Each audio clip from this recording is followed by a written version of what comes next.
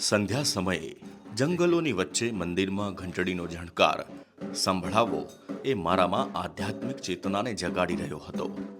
Mount આબુના જંગલનો પ્રવાસ મારા માટે યાદગાર સાબિત થવાનો હતો. અરવલ્લી પર્વત શ્રેણીના સૌથી ઊંચાઈ પર વસેલા માઉન્ટ આબુથી જંગલોની વચ્ચે વસેલા શેરગામ વિશે ઓછા લોકો જાણતા હશે. એક એવું ગામ જ્યાં આવન જાવન માટે માત્ર ચાલીને જ અંતર કાપવાનું રહે છે. આજે પણ જનજીવન સામાન્ય છે.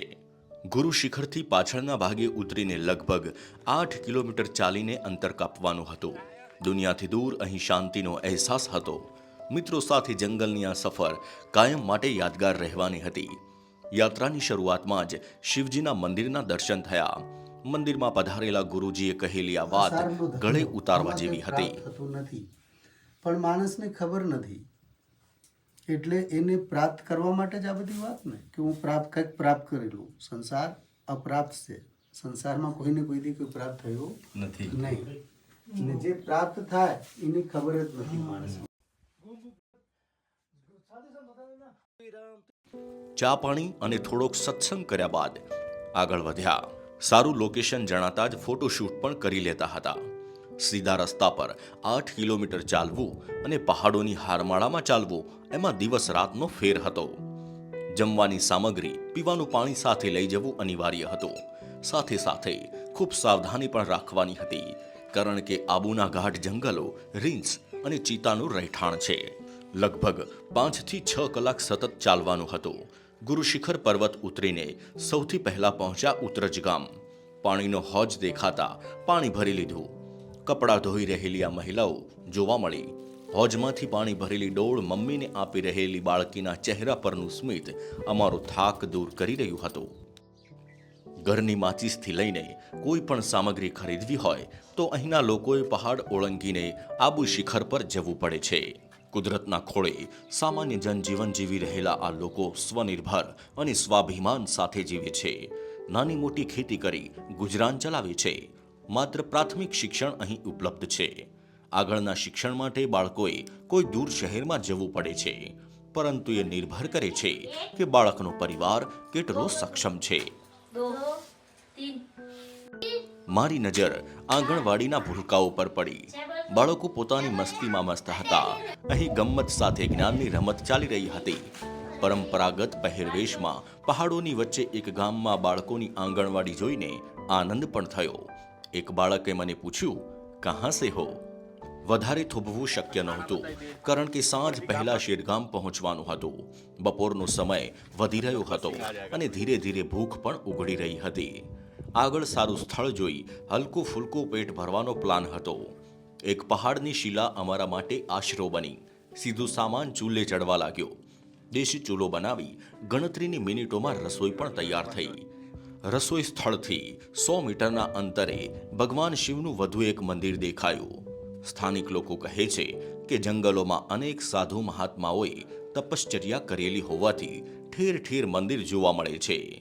આબુના જંગલો અનેક અઘોરી મહાત્માઓનું નિવાસસ્થાન છે. જો દર્શન થાય તો તમારા ભાગ્ય. સખત ગરમી વચ્ચે પણ અહીં ઠંડકનો અહેસાસ હતો. યાત્રા આગળ વધી. વધુ 2 પહાડ અમે ઓળંગી લીધા હતા. શરીર પર સખત થાક જણાતો હતો. આજે નહોતું નેટવર્ક કે ન કોઈ ફોન કોલ. હતી તો માત્ર નીરવ શાંતિ, કુદરતનો કરિશ્મા. સુંદર, રમણીય અને મનને પ્રફુલ્લિત કરનારો હતો. કહેવાય છે કે તમે એક પણ પૈસો લીધા વગર યાત્રાએ નીકળી પડો. ઈશ્વર ક્યારેય ભૂખ્યા નહીં સુવા દે. ભૂખ્યા જગાડે છે ખરી, પણ ભૂખ્યા સુવાડતો નથી. બરોબર, અમારી પાસે પાણી ખૂટ્યું અને આગળ જ કુદરતી પાણીનો સ્ત્રોત મળ્યો. કુદરતના રેફ્રિજરેટરમાંથી આવતું આ પાણી ખૂબ ઠંડુ અને સ્વાદિષ્ટ હતો.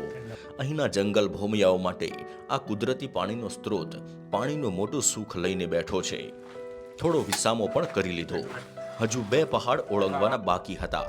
લગભગ ખાસું એવું અંતર કપાઈ ગયું હતું. પ્રકૃતિ અને પોતાની જાત સાથેનો સંવાદ ચાલતો રહ્યો. બહારની દુનિયાથી સાવ અલગ. ન લોકો હતા, ન કોઈ હરીફાઈ, ન ઈર્ષ્યા, ન તો પૈસાની હોડ. હતું તો માત્ર કુદરત સાથેનું કનેક્શન. કહેવાય છે કે 436 વર્ષ પહેલા મહારાણા પ્રતાપ આ જંગલમાં 2 વર્ષ સુધી રોકાયેલા. જે ગુફા આજે પણ જોવા મળે છે. ભૈરવ ગુફાથી જાણીતી આ ગુફા મહારાણા પ્રતાપનો આશરો હતી. મહારાણા પ્રતાપ અને અકબર વચ્ચે ચાલી રહેલા તણાવ વચ્ચે સિરોહીના નરેશ મહારાણા સુરતાણે એમને શેરગામમાં રોકાવા માટે આમંત્રણ આપેલું અને ત્યારબાદ શેરગામના આ જંગલોમાં રાણા પ્રતાપ 2 વર્ષ સુધી રોકાયા. લોકોના કહેવા મુજબ મહારાણા પ્રતાપે અહીં ઘાસ ખાઈને દિવસો પસાર કર્યા હતા. આજે પણ એમના રહેઠાણના પુરાવા અહીં ઉપલબ્ધ છે. બસ શેરગામ હવે આવી જ ગયું હતું. શરીર તો જાણે પરસેવેથી રેબજેબ. દૂર પહાડ પર લીંપણવાળું કોઈનું રહેઠાણ જોઈને હાશકારો અનુભવ્યો. જાનવરોથી ખતરો હોવાથી અહીંના લોકો ખૂબ કાળજી રાખે છે. વર્ષોથી શેરગામમાં જીવન નિર્વાહ કરી રહેલા એક વડીલ સાથે મારી મુલાકાત થઈ. जाते हैं कोई नीचे महीने में एक बार जाना होता होगा। महीना में तो 2 बार जाना पड़ता है, एक एक हफ्ते जाना पड़ता है। ओहो हो क्या सामान कैसे सामान सब खाना पीना का सब। अभी तो वो थोड़ी अरे अपने गांव में सखी भी आई है, हाँ लाई है 10-15 साल हुई। हाँ तो ये कोई पकता तो थे कोई नहीं, कोई सरकार हमारे अटे कोई सुविधा नहीं आज ना लाइट है ना कुछ। नहीं लाइट है, नहीं रोड है, कुछ नहीं है। कोई मर जावे तो कोई अटे कोई हॉस्पिटल का कोई भी नहीं है। और कितने 1 किलो 1.5 किलोमीटर दूर से तो पानी लाना पड़ता है ओहो। पीने के लिए। और आपके जैसे कितने फैमिली परिवार यहाँ पे रहते अटे तो रहते हैं 20-25 घर है। हैं? 20-25 घर है। हाँ, छोटे छोटे टुकड़ियों में एक गोड़ा छोटे छोटे 3 से अवधि रहते हैं। अच्छा हाँ। और फिर अब तुम्हारे जब बच्चे भी बड़े होते होंगे तो पढ़ाई करने में भी दिक्कत कोई होती नहीं, कोई दिक्कत है कोई ठीक है अपने अटे नीचे कोई हगा वाला अटे के कोई थोड़ा थोड़ा वो बनाता है। फुल फुल भरे थोड़ी बनाए बड़े है कि नहीं बनेगा। ऐसी बात आपकी क्या मांग है सरकार से, मतलब क्या किया जाए या हम मतलब तो मांग है कि हमारे एक तो रोड, हम्म, एक लाइट, हम्म, ये मेरे 2 सीज में पानी, हम्म। ये 3 सीज में पानी चाहिए। हाँ, यहाँ तो जंगली जानवर भी आते होंगे, खूब आते हैं जंगली जानवर, भालू है, री अपने सीता है, बीज है। नुकसान करते हैं। नुकसान करता है। अभी सुअर नहीं बोलता सुअर, हाँ सुअर। वो अभी गू पका है तो वो गू खाता है। वो पहला मक्की बोता है तो वो मक्की तो अभी बंद कर दिया क्योंकि मक्की तो गेहूँ वो खा जाते हैं। गू भी खा जाते हैं। गाय भैंस को नुकसान करते हैं ये चीजें आते हैं सीता करता है, गाय नुकसान बहुत करते हैं। तो अटे तो पूरे जंगल ही है भाई हाँ, साहब। जंगल। देखो आप आइए तो कैसे हाँ, पूरा जंगल जंगल है। है। कभी तो ऐसा भी होता होगा ना, यहाँ तक भी भालू आ जाते होंगे। शाम को तो रात को तो यहाँ आए थे, रात को यहाँ बैठे थे, ये खड़े थे। हैं हाँ, तो वो नीचे लैट्रिन किया बता, वो नीचे जाके ये खड़े रहते हैं। तो आप तो फिर घर में ही सोते होंगे ना। तो घर में सुने पड़ते हैं बस। आप तो बहुत हिम्मतवान है वैसे। क्या करेंगे ऐसा। मतलब ये सिरगांव का इतिहास क्या है, मतलब आप कुछ बता सकते हैं क्या है कैसे, कोई इतना मालूम नहीं, कोई मोए अबे अनपढ़ है, कोई इतने ओपन कोई मतलब जैसे अपने परदादा से कोई जानकारी मिली हो कैसे। वो पर राजा जानकारी मिली कि मतलब वो आगे से आगे कोई अपना नातिन तो अपने महाराणा प्रताप ये मंदिर है जिसके से हाँ, जो गुफा आई थी बीच में वो। हाँ, वो तो बाद में वो नीचे जुगे सिंह के मंदिर है। हाँ मेन तो महाराणा प्रताप तो वहीं बैठना है। अच्छा, वो आप नहीं देखा, कल जाना देखना। वो नीचे है मंदिर। हाँ, मंदिर नीचे है। कितना दूर है? अटा से अपने है 3 किलोमीटर हुए, 4 किलोमीटर हुए। हम लोग ये गाँव में नीचे है।